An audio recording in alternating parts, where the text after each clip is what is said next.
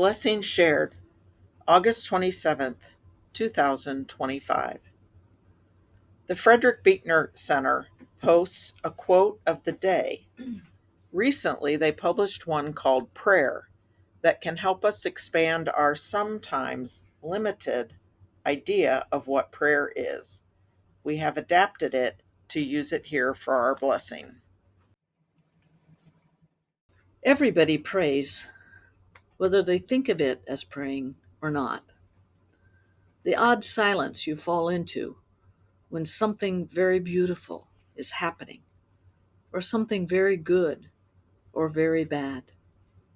The ah that sometimes floats up out of you as out of a 4th of July crowd when the skyrocket bursts over the water. The stammer of pain at somebody else's pain. The stammer of joy at somebody else's joy. Whatever words or sounds you use for citing with over your own life. These are all prayers in their way. These are all spoken, not just to yourself, but to something even more familiar than yourself, and even more strange than the world.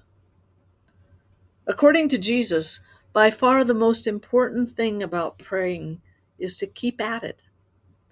The images he uses to explain this are all rather comic, as though he thought it was rather comic to have to explain it at all. He says, God is like a friend you go to borrow bread from at midnight. The friend tells you in effect to drop dead, but you go on knocking anyway until finally he gives you what you want so he can go back to bed. Or God might be like a crooked judge who refuses to hear the case of a certain poor widow, presumably because he knows there's nothing much in it for him. But she keeps on hounding him until finally he hears her case just to get her out of his hair. Even a stinker, Jesus says, won't give his own child a black eye when he asks for peanut butter and jelly. So how all the more will God give when God's children ask? Be importunate, Jesus says.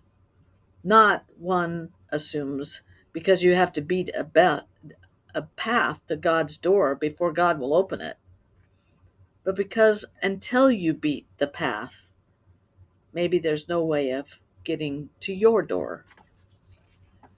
Ravish my heart, John Donne wrote, but God will not usually ravish. God will only court.